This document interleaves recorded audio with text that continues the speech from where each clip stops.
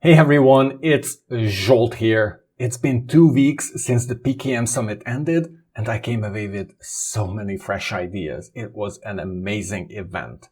Today, I want to share with you 2 new insights that have fundamentally shifted the way I think about tools. One is about Zettelkasten and the second is about the role of AI. But before we go there, if you're following me, you might be wondering, so Jolt, where's the book? At the end of January, I announced this crazy, ambitious plan to write and self-publish a book in 6 weeks and to present the book and my findings at the PKM Summit. And so I did. I also shared my manuscript with a number of people and I received some amazing feedback. And over the past 2 weeks, I've been neck deep. All my free time went into working the manuscript, finalizing it. And today I'm finally ready to announce that the book is available for pre-order on Amazon. It's going to be released on the 15th of June.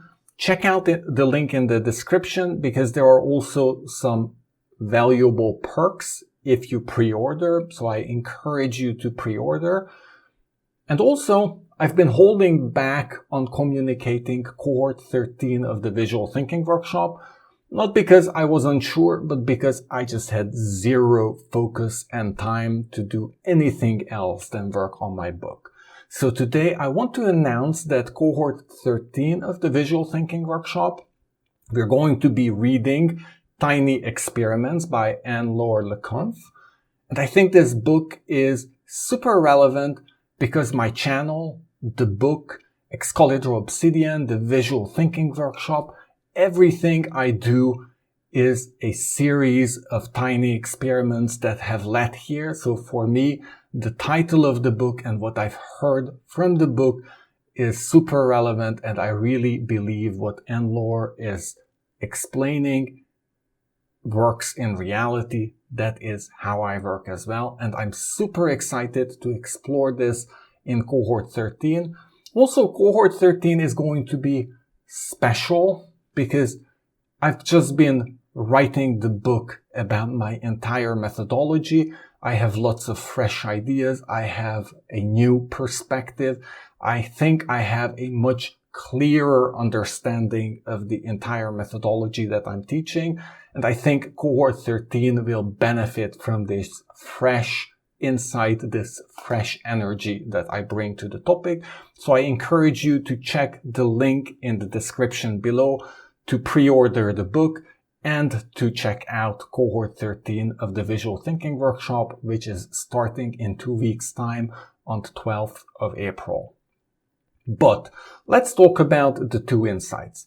So the first insight is regarding Zettelkasten. And you know, the issue or challenge that I've been facing with Zettelkasten is I understand that you need to create trains of thought, but to create a train of thought, when you find a new idea, you need to link it to a parent idea.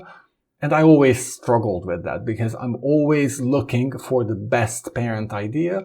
So instead of creating trains of thought, I created these, I would say, pools of thought. So I had my research note, and in the research note, I have a whole bunch of ideas, but they're not in a chain like a train. They're more like a pool of ideas.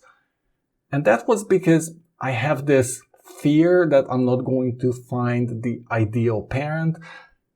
And what I learned was that actually it's a built-in feature of Zettelkasten. It's not a flaw that you don't find the ideal parent. Instead of finding the ideal parent node for an idea, you should find the least worst idea. This reminded me of role-playing games where you add the chance, the element of randomness, using dice like the 20-sided dice or 10-sided dice or 6-sided dice, and that makes the game realistic. The same is true with Zettelkasten.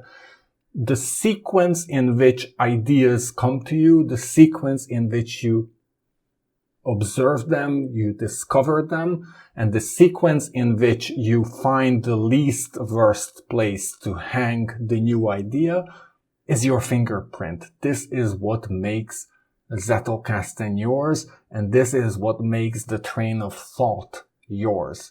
It's sort of like this reminded me of Steve Jobs at the Stanford commencement address, I think in 2005, mentioned that you cannot connect the dots looking ahead. You can only connect the dots looking backwards. And for me, this was a huge discovery regarding the Zettelkasten, that I don't need to be perfect in how I link my ideas in the chain.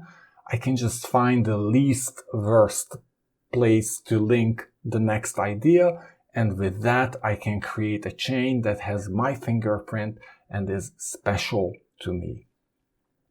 And thinking about the book, I think, of course, I've been talking about visual thinking for the last 4 years here on this channel. I've been running the visual thinking workshop. I created the self-paced course. So I have a broad, strong understanding of the entire concept. And of course, over time, this chain developed, but still my notes were not these trains of thought, but they were these pools of idea. And of course, writing the book, these pools of ideas were already super valuable.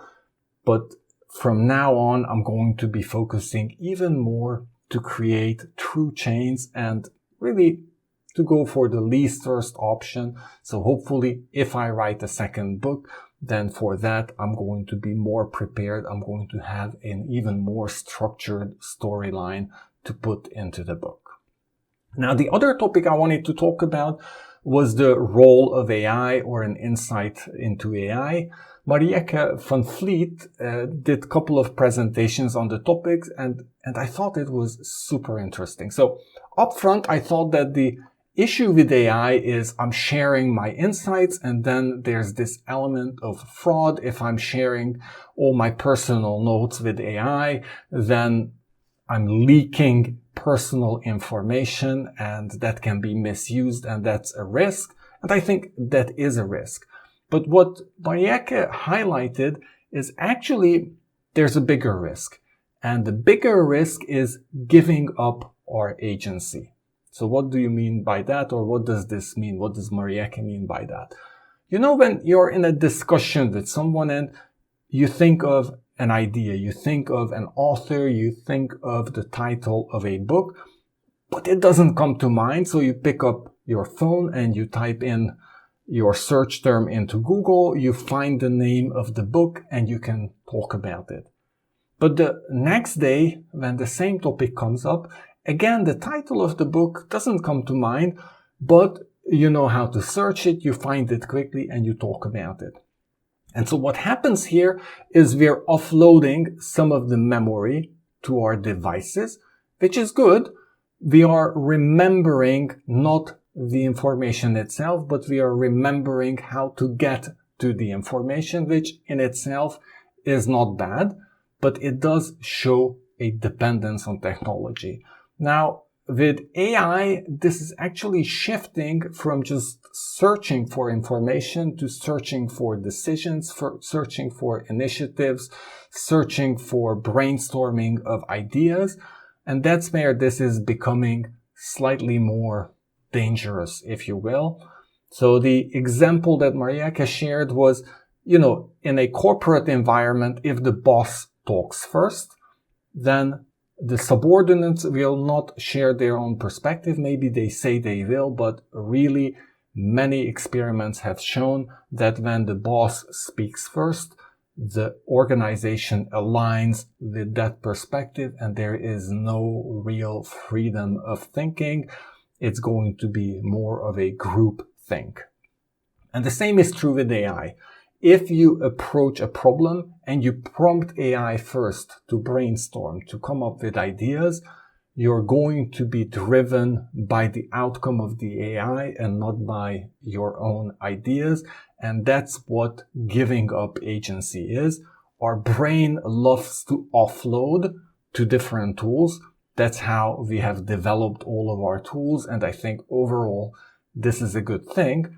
But you need to understand what's happening. And if you're over dependent on these tools, you're slowly giving up your agency. You're slowly giving up your own initiative, your own thinking, and you're merging into a groupthink that is the groupthink created by AI. I'm not saying this is a huge risk. I've written my book using AI as a tool, but what I found was that unless I was able to tell AI a very clear storyline, I was able to communicate what I want and where I want to take the story, it sort of meandered all over the place. It had lots of repetitions and it didn't really have an arc. The story itself, the message that I want to convey, has to come from me. That's my contribution. The actual writing, in the past, people wrote with a quill and then with a typewriter and then with a word processor. Now we're writing with AI-supported assistants. I think these are tools, but the initiative needs to come from our mind. And for me, this discussion with Marieke about giving up our agency as the core risk of AI, that was an eye-opener that I didn't think ahead of time, and I think is super important, and I'm so thankful that I was there at the workshop. So those were the two insights, and with this, I'm going to close. Please check the link below, sign up for Cohort 13, pre-order the book, and I hope to see you at the launch event and at Cohort 13. Thank you.